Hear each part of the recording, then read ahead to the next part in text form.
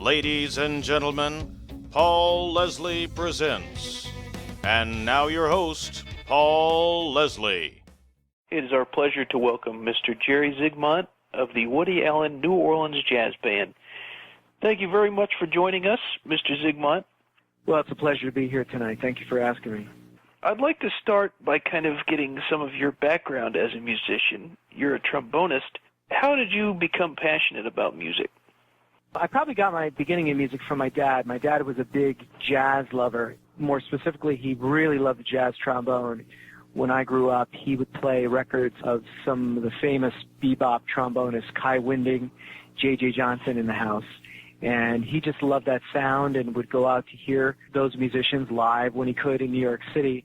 And he was just always a big jazz fan. So there was a lot of interesting music always floating around the house, not only jazz, but classical music he would frequently play. And my mother was a little bit into theater, so we would hear show tunes. So I was exposed to a wide variety of different musical styles and influences. But my dad really loved the trombone. That, I think, was his dream, to sort of get his son to play it, at least as a hobby, because he enjoyed it so much. Can you remember some of the early musicians that you heard that you felt were a great influence on you? Well, we were really lucky. We grew up just outside of the New Haven area. So there was a jazz club in Fairfield, Connecticut, and this is really kind of a long throw from the style of music that I'm playing now. But there was a gentleman, and he was actually an entrepreneur of jazz and had a small jazz club called the Continental. And frequently he would bring in all sorts of jazz musicians from New York City to come and play. So as a little boy, not even in my teens, I would get to hear really phenomenal trombonists like Irby Green and Bill Watrous. And also a lot of the musicians who were playing with the Dick Cavett Band would come in and they would put together combos. So I would get to hear people like Roland Hanna on piano, Bobby Rosengarten on drums, Milt Hinton on bass. I can always remember at a very young age being exposed to all kinds of music, not only in the home, but also getting to hear live music. And what was it about the trombone that appealed to you? I must say, it appealed to my dad. It actually didn't appeal to me. My arms were too short when I was first starting out, so I started out in valve trombone. So I became very facile at playing the valves, and frequently going up through high school and junior high school, I played the euphonium or the baritone horn because I knew all of the valve fingerings for that instrument. It was all in the bass clef, and so I was very easy to make that transition between euphonium and trombone. And then as I grew a little bit, my arms grew a little longer, I migrated into slide trombone. But it can be a little bit of a tough go, a little bit of a tough learning curve, because, of course, there's no keys you play. You just have to move your slide into different positions to produce the notes. I always found it to be a little bit of a tough instrument for me to master. And that's just personally, there's other gentlemen who probably were very adept at it. But, I had to work pretty hard to get it to sound good. And the music that's performed by the Woody Allen New Orleans Jazz Band, it's not the same type of jazz that a lot of people believe is jazz. It's traditional jazz. I was hoping you could tell us what attracted you to that style. When I was in college, I majored in music and performance and also music education. During my off time over the weekend, I was looking for a jazz group to possibly play with and earn a little extra money. I went to the University of Connecticut in Hartford, Connecticut. There was a New Orleans jazz combo playing at a real hot, popular nightclub. I remember they played from 9:30 at night to 2:30 in the morning. They advertised in a local newspaper that they were looking for a New Orleans trombonist or a jazz trombonist, and I knew nothing of playing the style that I'm playing now, and I just went down there and did the best I could, and obviously I had some chops because I was able to perform rhythm music and knew nothing about improvisation. Was just sort of thrown into it and just sort of did the best I could that night and won the audition, and they asked me to play, and that's how I basically sort of learned. I learned from sort of the bottom up. It was quite an education, 5 hours a night, and we used to play on Friday and Saturday nights in downtown Hartford, and I remember my take-home pay at the time was $30, and that seemed like a whole world of money to me at the time, and it was probably all the beer you can drink. And so that's how I first sort of got exposed to the music. But it's a much longer story than that. The style of music in and of itself is sort of an offshoot from what people imagine Dixieland music to be. Most people, when they think about Dixieland music, it sort of has, to some people, a negative stereotype. They think of guys at pep rallies and straw hats and striped vests and banjos and roaring 20s style of music. It's probably as far from that as you could possibly imagine. The music that we aspire to play in the Woody Allen Jazz Band is basically what they call traditional New Orleans jazz. So if you were going to go down to New Orleans jazz maybe about 40 or 50 years ago, and you were going to go to a local dance hall for that night and happen in there and pay your 25-cent admission and get a little bit of beer, you would hear a jazz band very much like ourselves playing dance music for the dancers.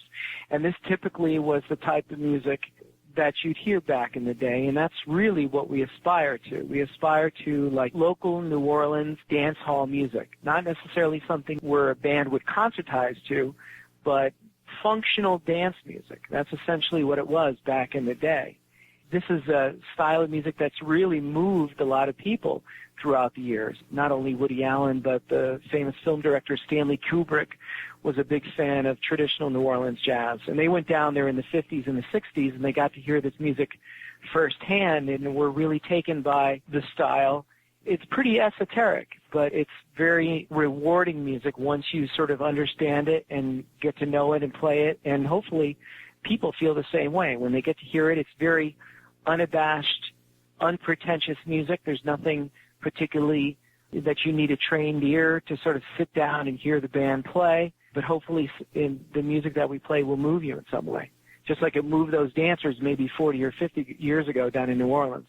How did you find yourself as a member of the Woody Allen New Orleans Jazz Band? After first being exposed to traditional New Orleans jazz in college, I worked with local bands throughout the New York City, greater Connecticut area. Would find work from time to time. Steady gigs would come along where they'd be looking for some sort of a jazz band. So I did that for a number of years, played with big bands, played with classical orchestras, and I had the opportunity to work with a fairly well-known jazz musician from England by the name of Sammy Remington. And Sammy Remington, if you know anything about traditional jazz, he's one of the leading disciples of that style. Traditional jazz very much is similar in the way the music is handed down as is folk music. It's very much an oral art where you take some other forms of jazz and forms of classical music. It's very much written, but this is truly an oral art that's handed down. So a lot of the musicians that aspired to play this music back in the 40s and the 50s and the 60s went down to New Orleans, heard the music firsthand, got to take lessons from a lot of these musicians who were still down there from the very first days that jazz was created, and Louis Armstrong, of course, came from New Orleans. These musicians studied with some of the original inventors of the style and then passed it along. So one of the main leading fountainheads, shall we say, of traditional New Orleans jazz these days is this very well-known traditional New Orleans clarinetist named Sammy Remington. So I first had the opportunity back in the late 80s to do some touring with him throughout the New England area. He put together a band, and I was part of that band, and one of the stops we made was New York City. So we were playing at a club down in Soho, and Woody Allen, who had been very interested in New Orleans jazz for many years and had his own band in New York City at that time, some of his original band members turned out to see us play because it was that common interest of playing the same style of music. And it's a very small community, just like as if you were in any other sort of style of music, that you kind of know the people that sort of travel in similar circles as you, playing the same styles. They heard we were going to be in town. They went down and heard us when Woody Allen's original trombone player, who's a very nice gentleman by the name of Dick Drywitz, when he first heard me play, he said, you know, this is fantastic. We are very, very hard-pressed in New York City. There's a lot of wonderful trombonists, but very few of them can play this New Orleans style. And I know if Woody heard you play, he would really like your trombone. So would you like to come in and fill in for me? I'm going to be taking a couple of weeks off, and would you like to come in and play? And I was, of course, thrilled to be asked to do that. Of course, Woody at the time was very famous and had a number of successful films, so I was very happy to initially come in as a first call sub for that group. So that's how I got invited down. And what was your impression of Mr. Allen when you met him? Woody, with no false modesty at all, even if you talk to him today, he would tell you that he's an amateur at what he does. But he truly is inspired by the New Orleans jazz that he listens to. He listens to people like Sidney Bechet and Jimmy Noon and Johnny Dodds, these people who are like leading examples of the New Orleans style back in the day. He's very, very passionate about the music he plays. Admittedly, he talks about himself as being a rank amateur. In some ways, his playing is a little bit rudimentary and perhaps a little bit limited, but the whole essence of playing this particular style of jazz, this New Orleans traditional jazz that we play, we forsake the dexterity and the technical ability, and we really look for a real heartfelt approach to playing the music. And if you can make your instrument speak, and you're not the greatest technician in the world, but you can still make it say something, then you're making music in this style. And I think he truly does that. And a lot of people will come to hear him from time to time, and they'll say, well, you know, they sort of have in their mind that they're going to hear Benny Goodman or some very technically proficient clarinet player, somebody like Artie Shaw or someone like that. And he's not like that. Even if he probably could play that way, he probably wouldn't. He's a very simple, plaintively stated musician. And that was my first impression of him. I didn't find him limiting. I found him very idiomatic in a lot of ways. Because a lot of the musicians that played this style were not the best technicians in the world. But yet they were listened to by musicians who were very, very skillful.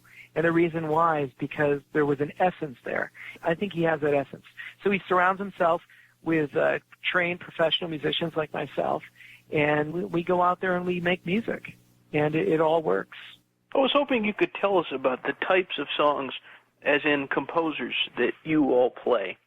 That's a really good question. And one of the interesting things about playing this traditional New Orleans jazz, and what's so wonderful about it, is it takes all these different styles that were present down in New Orleans during that time. They were coming out of this Spanish occupation of that whole territory. So there were a lot of, at the time that jazz started, there were a lot of brass band instruments and pawn shops, a lot of things sort of left over from the war. That's how a lot of instruments got into the hands of these musicians. They blended into the repertoire of traditional New Orleans jazz are things like the Spanish influences. Jelly Roll Morton talks about this. The Spanish tinge that you'll find in some of the Jelly Roll Morton Victor recordings is very, very evident. And also blues is a very, very important part of our repertoire. Popular tunes, pretty typical. Another thing you'll find with a true New Orleans jazz band is they're going to play hymns and spirituals. You know, you're not going to find that with a New York City Eddie Condon style band or a Chicago style band or a West Coast style band. Typically, the stuff that's really rooted in hymns and spirituals, marches, rags, Creole melodies, they all come out of New Orleans, and they're all part of that repertoire that we play. A lot of the musicians that played in these jazz bands that we spoke of earlier were also functional musicians to play for funerals. Many people know this, but if you go down in New Orleans, they play sad music to the cemetery as the body is brought out, and then once the body is laid down, coming back from the cemetery, they play joyous music symbolizing the resurrection of souls. And this is a very, very typical thing that's part of the New Orleans tradition. And a lot of that was brought into the local dance bands for the weekend. So they would bring in these marching band tunes, and they would bring in these spirituals and these hymns, and they would play them in a way that perhaps dancers could dance to them. And it's just a very exciting mix of a lot of different styles all coming together in a true New Orleans setting. And that's what we aspire to do. But along with that, a lot of the music we draw from is from some of the New Orleans greats. Like, of course, you really can't talk about traditional New Orleans jazz unless you talk about some of the masters like Joe Oliver, who was a great band leader and great trumpet player. And Joe Oliver had some of the first recordings out of a New Orleans jazz band. And also he had in his ranks the very famous, well, at the time, he wasn't very famous, but he was soon to be famous, Louis Armstrong. So we play Oliver tunes like Dipper Mouth Blues, Snag It, Sobbin' Blues is another Joe Oliver tune we do. We draw from the very famous recordings that Louis Armstrong did, which are referred to as the Hot Fives and the Hot Sevens. 5 having to do with 5 musicians, 7 having to do with a slightly larger band that recorded. So we do things from that repertoire like Big Butter and Eggman, Canal Street Blues, Come Back Sweet Papa, Potato Head Blues, which is a classic Louis Armstrong piece. If you listen to Louis Armstrong's solo on Potato Head Blues, there's probably not a better constructed solo you could ever find in jazz. Just wonderful stuff. We play Morton tunes, Jelly Roll Morton tunes like Froggy Moore, Rag. We play King Porter Stomp, which actually Benny Goodman ended up using as a theme song, but that was originally a Jelly Roll Morton tune. Plus, we incorporate, like I said, a lot of these hymns and spirituals. Songs like Lead Me, Savior, and Over in the Glory Land, and Precious Lord, Take My Hand. Interesting thing is there's a lot of parallels to this music to folk music, and I've made this reference before, but you can hear a lot of country and a lot of folk artists doing these very same spirituals because they're really not Baptist tunes. They're really Christian spiritual songs, so they're not found typically in the Baptist church. Just a Little While to Stay Here is another spiritual that we do. Really neat stuff. If someone out there wants to see the Woody Allen New Orleans Jazz Band, where are you guys performing? Well, we play every Monday night, aside from a little break during the winter between Christmas and New Year and throughout the summer, but we play every spring and every fall in the Cafe Carlisle, which is part of the Carlisle Hotel, and that's located at Madison and 76th. It's one of the last supper clubs in New York, so there's a lot of tradition there in that hotel. It's a very, very old hotel. Very famous people have stayed there. Jackie O and JFK stayed there. So there's a lot of history in those halls. And the Carlisle really hasn't changed all that much since those days. So it's a pretty cool place. It's about the price of a New York City Broadway show. And we come out and we do a long set, and then there's some encore numbers that we do.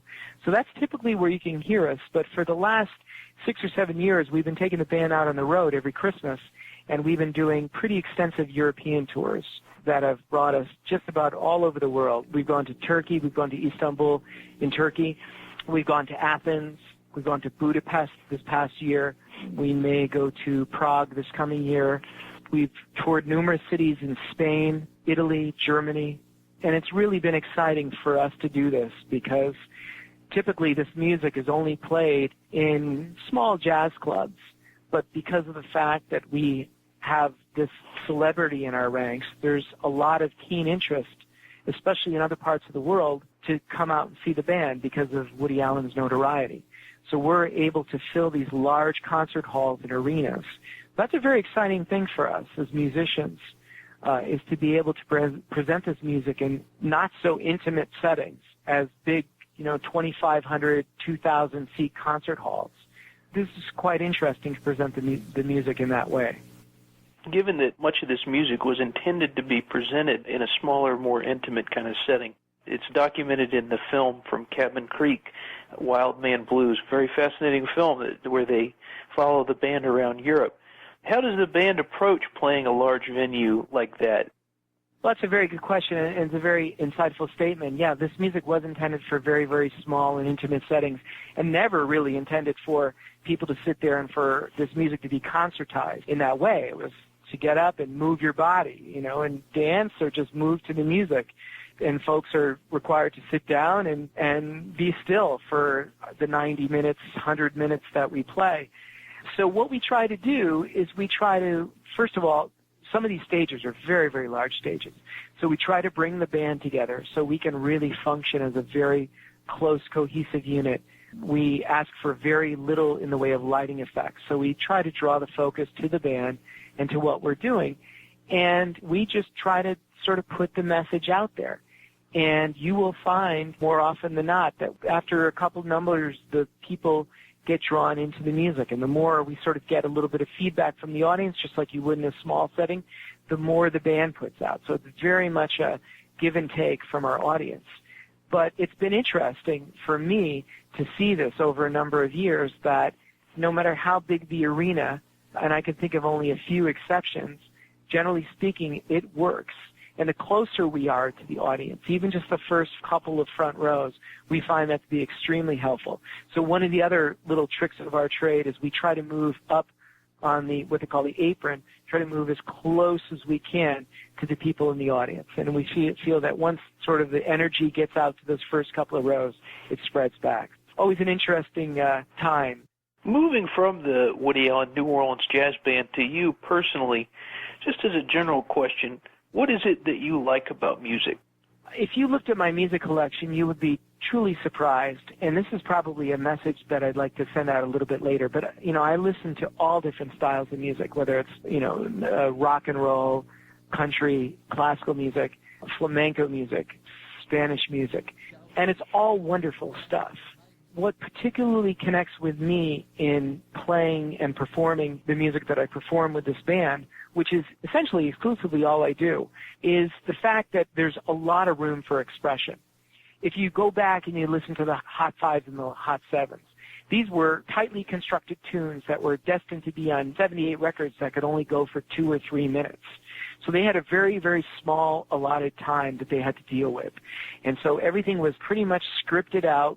You would take a solo for so many bars, and they're wonderful arrangements if you listen to them, and they're neat and they're compact and they all work.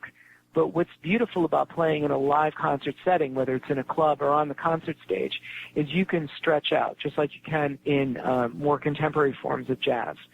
And that's what's wonderful and what really connects with what I like to do, is this music allows me to sort of express myself, and there's a lot of your personality that you can inject into it.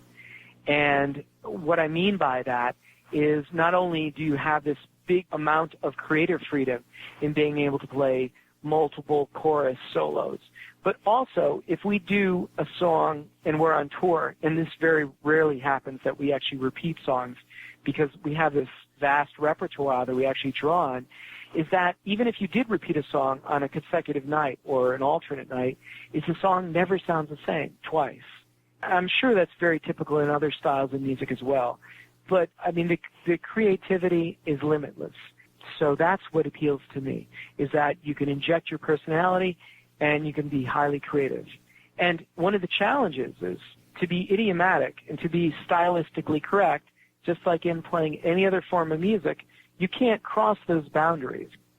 An example of this would be if you were playing in a country band, if you took a guitar solo, an amplified guitar solo, you couldn't play like Jimi Hendrix. You would have to play like someone like Chet Atkins, someone who would be appropriate to the style. And the same way with our music is that there's an amount of restraint that you have to show in not displaying to the whole audience all the technique you have, but working within the boundaries and still being creative and still being stylistically correct. And so it's very, very challenging and very rewarding. What about the listeners? When someone goes and hears the Woody Allen New Orleans Jazz Band, or when they listen to a recording they may have done, what is it that you hope the listener gets out of the experience? Well, most of the people that are coming to our shows, at least on tour in Europe, and perhaps at the Carlisle as well, are fans of Woody Allen. And so they don't really know what to expect when they walk in the door and they sit down and the band starts to play. And all I really sort of expect out of them, or all it would be nice, is you just sort of open yourself up and let the music sort of wash over you. Just experience it, and if it moves you, that's wonderful. And if it's really, really, you just couldn't get there, I understand that too. But that's what would be the message that I would like to get out, is just if you come to hear any style of music, just let all your preconceived notions of what you think it's going to sound like or what you expect it to sound like go, and just sit down there and just listen to the music and just let it just wash in. Because that's what I did as a kid. You know, the record player was constantly going, and I had no control over that, and I heard just all this different music just sort of wash over me. And years later, what I take away from that is, you know, maybe these are not things that I listen to every day, but I have an appreciation for that. Music appreciation, I see. Yeah, just being open to different sounds. The wonderful thing about internet radio, and the sad thing about commercial radio that you would get in your car typically, is that's dying. And the wonderful thing about internet radio is it opened up this whole wonderful world to expose people to all different kinds of music. And there's so much great stuff out there. And it doesn't matter what style. It really is a wonderful thing to be open-minded about music. I have two final questions, one lighthearted and one a little more serious. I feel like you can get a lot of what a person is like by what their favorite meal is.